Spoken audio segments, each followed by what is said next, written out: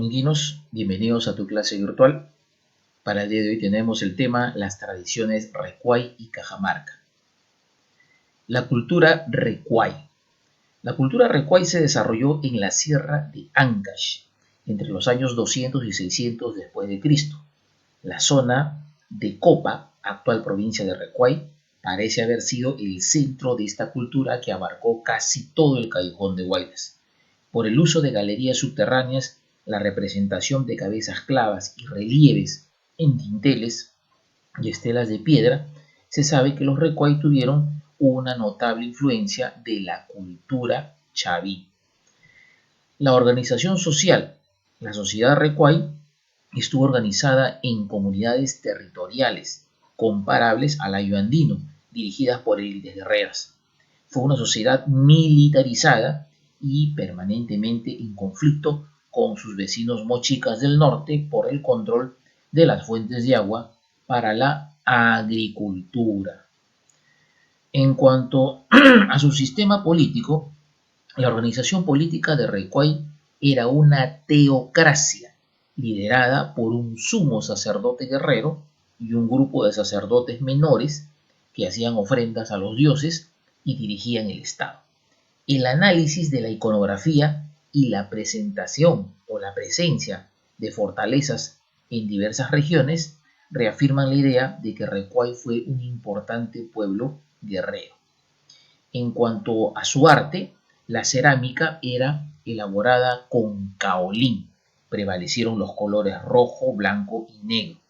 Y el uso del asa puente y el asa estribo, ¿no? ¿Qué cosa era el caolín? El caolín era un tipo de arcilla que se vuelve blanca después de cocerse.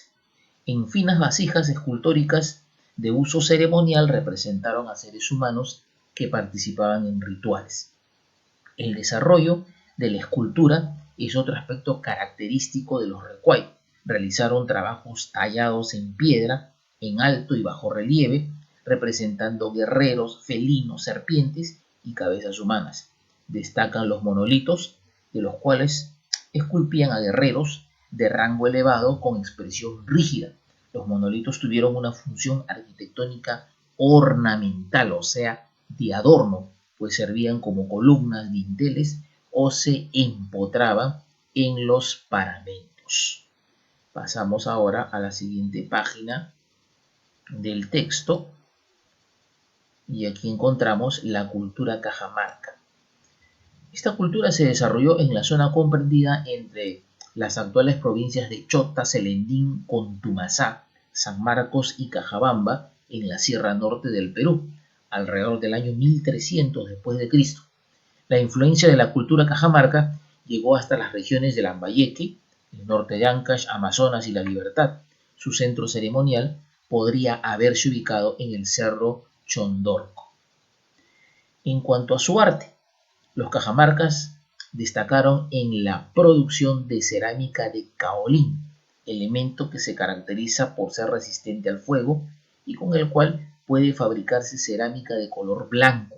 Se trata de una cerámica pictórica con diseños geométricos y naturales que representan a felinos, seres humanos y sobre todo a una divinidad frontal que carga en sus manos armas o bastones ceremoniales y que sería el dios Catequil, relacionado a la lluvia, los rayos y el trueno.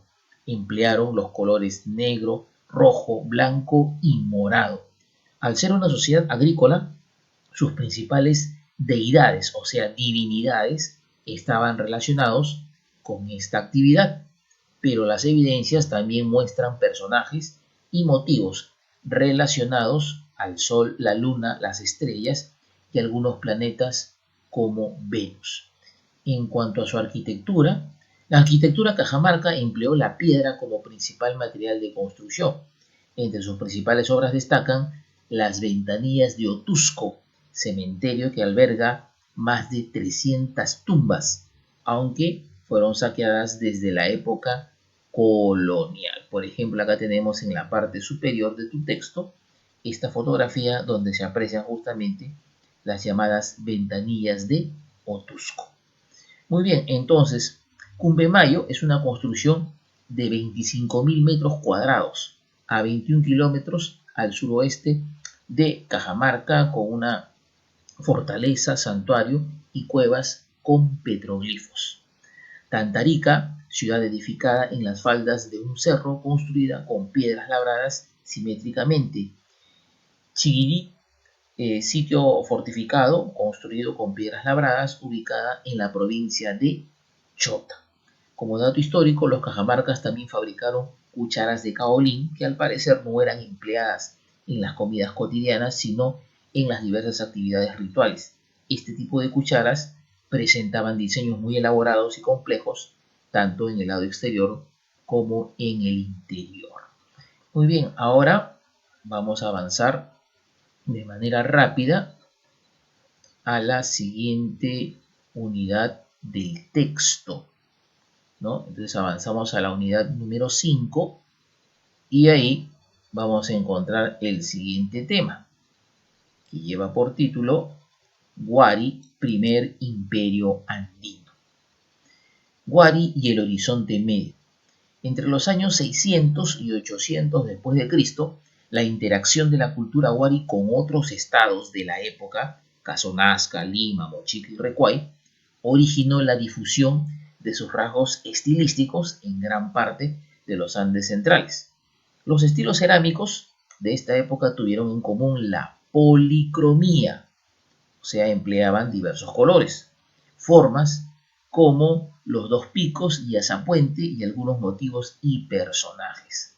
Entonces, esta presencia de rasgos estilísticos y al mismo tiempo de integración regional, liderado por dos civilizaciones, Huari en la Sierra Sur del Perú, en Ayacucho, y Tiahuanaco en la meseta del Collao, entre Bolivia y Perú, es conocido como Horizonte Medio. Bien, en cuanto a los antecedentes, tenemos justamente el desarrollo de la cultura huarpa. Entre los años 200 y 500 después de Cristo, los huarpa establecieron una sociedad regional alrededor del río Huarpa, en Ayacucho. Su ubicación geográfica les permitió establecer relaciones comerciales con las culturas Nazca al este y Tiahuanaco al sur, y gradualmente construir colonias en la costa sur del Perú. En cuanto a la expansión Huari, en su momento de máxima expansión entre los años 680 y 770 después de Cristo, el imperio Huari abarcó desde Cajamarca y Lambayeque por el norte hasta las regiones del Cusco y Moquegua por el sur. Aquí podemos apreciar al lado izquierdo un mapa del imperio Huari, ¿no? Lo que está en color rosado no corresponde al área de máxima expansión de este imperio. Muy bien, entonces, decíamos, en este periodo de expansión Huari hubo un fuerte intercambio comercial de textiles, cerámica fina, objetos de piedras semipreciosas como la turquesa, la crisocola y la sodalita, metales y armas fabricados también de obsidiana. Por este motivo, se construyeron caminos, grandes e importantes centros administrativos y se desarrollaron sistemas de contabilidad y registros como los quipus. Pasamos entonces a la siguiente página del texto y encontramos aquí la identidad Huari. En el aspecto económico, los Huari desarrollaron una agricultura intensiva. La producción agrícola fue altamente planificada y proveía a los centros urbanos de maíz, papa y quinoa. Lograron la fabricación de bienes que favorecieron el trabajo de los artesanos, como el uso de moldes en la cerámica, que logró la producción masiva de objetos de mayor demanda.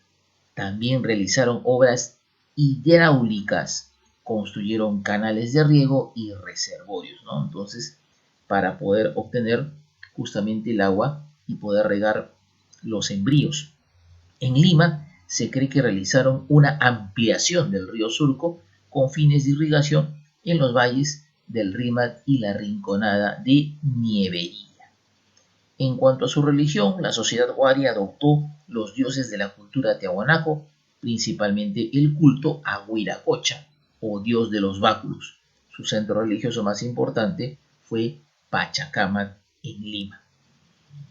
En cuanto al urbanismo y la cerámica, la cultura wari sobresalió en la planificación urbanística y edificación de ciudades y grandes complejos arquitectónicos rodeados de altas murallas, como Huari y Conchopate en Ayacucho, Piquillacta en Cusco, Huiracochapampa en La Libertad y Cajamarquilla y Pachacámac en Lima. Los artesanos Wari elaboraron piezas de cerámica polícroma, o sea, emplearon colores como el crema, rojo, marrón y negro en botellas y cántaros ceremoniales que representaban al dios Huiracocha y seres míticos con cabezas de felinos. En la textilería utilizaron lana de camélidos como la alpaca y la vicuña para realizar tejidos de brillantes colores y gran calidad. Muy bien, entonces, por el año 900 después de Cristo, el imperio Wari empezó a perder control sobre sus ciudades, que poco a poco iban siendo abandonadas por sus pobladores. Entre las hipótesis sobre la caída del imperio Wari se maneja la posibilidad de una época de sequía continua que afectó el sistema agrícola de producción. Otro factor que pudo debilitar Wari fue la expansión de un territorio extenso, pero en un periodo de tiempo muy corto. Cabe destacar que la caída del imperio Wari significó la liberación de los pueblos sometidos bajo su poder político. Como dato histórico, la cultura Wari es considerada la primera civilización en utilizar el quipu, artefacto elaborado con cuerdas de lana que empleaban como sistema de contabilidad y que sería posteriormente un legado para el imperio inca. Muy bien, dominguinos, entonces hasta aquí tu clase por el día de hoy. Gracias.